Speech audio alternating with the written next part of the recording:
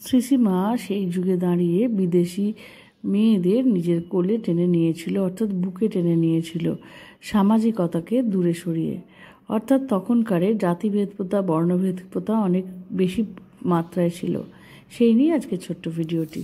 আচার বিচারে বরাবরই ছিলেন খুবই রক্ষণশীল, অথচ সব কিছু সরিয়ে দিলেন যখন প্রথম দুটি বিদেশি মেয়ে মিসেস সারা ওলিবুল ও মিসেস জোসেফিন ম্যাকাউল তার কাছে এলেন।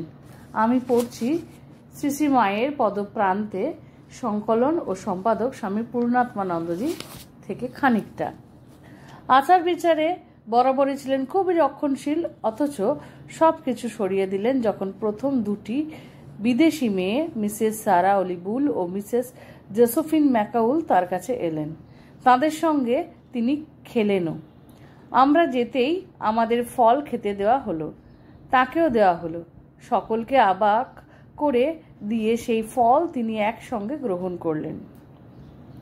এর দ্বারা আমরা জাতে উঠলাম, অর্থাৎ নিবেদিতা মনে হলো সারদা দেবীর শারদ অভ্যর্থনায় তারা হিন্দু সমাজের অন্তর্ভুক্ত হয়ে গেলেন এবং আমাদের ভাবি কাজের পথ পরিষ্কার হলো, যা অন্য কিছুতে হতে পারত না।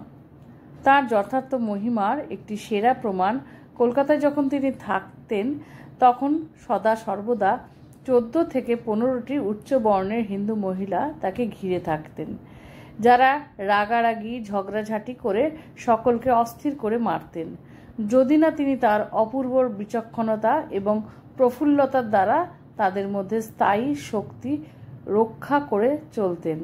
তাই বলে সত্যিই আমি ওইসব মহিলার স্বভাবের বিরুদ্ধে কোনো কটাক্ষ করছি না। আমি নারী জাতির সাধারণ স্বভাব অনুমান করে এই কথাই বলছি। তার সম্বন্ধে সন্ন্যাসীদের সম্ভ্রম বিচরিত। তাকে সর্বদা মা বলে ডাকা হয়। তার বিষয়ে উল্লেখের সময় বলা হয় শ্রী শ্রী মাতা ঠাকুরানী। যে কোনো সংকট বা সমস্যার সময় তাকে জিজ্ঞাসা করার কথা প্রথমেই মনে করা হয়। সব সময় তার সেবায় 2-1 সন্ন্যাসী হাজির থাকেন। তার যে কোনো ইচ্ছাকে চূড়ান্ত আদেশ তুল্য জ্ঞান করা হয়। সত্যি এক দর্শনীয় অপরূপ সম্পর্ক।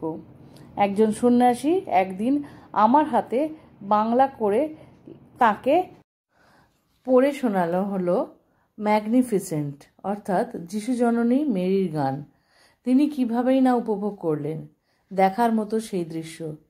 আমার মনে হয়েছিল অতি অনাড়ম্বর সহজতম সাজে তিনি পরম শান্তিময়ী মহত্তমা এক নারী। 1898 খ্রিস্টাব্দে গ্রীষ্মকালটি আমার স্মৃতিপটে কয়েকটি ছবির মতো ভাসছে। মে মাসের প্রথম থেকে অক্টোবরের শেষ পর্যন্ত কি অপরূপ দৃশ্যবলির মধ্যে দিয়ে না যাই আমরা। কখনো স্বামীজির সঙ্গে, কখনো স্বামীজির কোনো গুরু ভাতার সঙ্গে উত্তর পশ্চিম ও উত্তর ভারত ভ্রমণ করেছিলাম। প্রথম থেকে স্থির ছিল যে যত শীঘ্র সম্ভব সুবিধা মতো আমি কলকাতায় একটি বালিকা বিদ্যালয় শুরু করব। এই পরিকল্পনা কার্যকর করার জন্য আমি নভেম্বরে 1898 সালে শুরুতে একলা কলকাতায় ফিরে এলাম। হাওড়া স্টেশন থেকে শহরের উত্তর প্রান্তে বাগবাজারে রাস্তা চিনে পৌঁছে যেতে আমার অসুবিধা হয়নি। সেখানকার মেয়েদের মধ্যে বাস করব এরকমই একটা নাছোড় জেদ ধরে বসলাম। ঘটনাক্রমে স্বামীজি তখন কলকাতা সংঘের আস্তানা এক ভক্তগৃহে, অর্থাৎ বলরাম বাবুর বাড়িতে অবস্থান করছেন। তারই মাধ্যমে আমার থাকার ব্যাপারে কথাবার্তা হলো। মাতা ঠাকুরানী সঙ্গীবৃন্দ কাছেই 10-2 বোসপাড়া লেন বাস করছিলেন। সেই দিনই তার বাড়িতে একটি ঘরে মা আমাকে থাকিতে দিলেন। জীবনের কোনো কোনো ঘটনার দিকে ফিরে তাকিয়ে আমরা অনুভব করি যে ওইসব ক্ষেত্রে আমাদের সাহস ঈশ্বর বিধানে আমাদের অজ্ঞাতেরই সৃষ্টি, নচেত সমস্যার প্রয়োজনীয় সমাধানই বা হতো কী করে। কিন্তু তবু যদি আমি সত্যিই তখন অনুভব করতে পারতাম, আমার ওই হঠকারিতার দ্বারা আমার নিরাপরাধ আশ্রয়দাত্রী শুধু নন, তাঁর আত্মীয়গণও দূর গ্রামে কী রকম সামাজিক গণ্ডগোলের সম্মুখীন হবেন, তাহলে তখন যা করেছিলাম কদাপি তা করতাম না। যেভাবে হোক সেক্ষেত্রে আমি আমার ওই জেদ থেকে সরে আসতাম। কিন্তু তখন আমার ধারণা ছিল জাতিভেদ নির্বোধ ব্যক্তিগত কুসংস্কার মাত্র। বিদেশি মাত্রই অনাচারী, এই ভ্রান্ত ধারণা তার কারণ।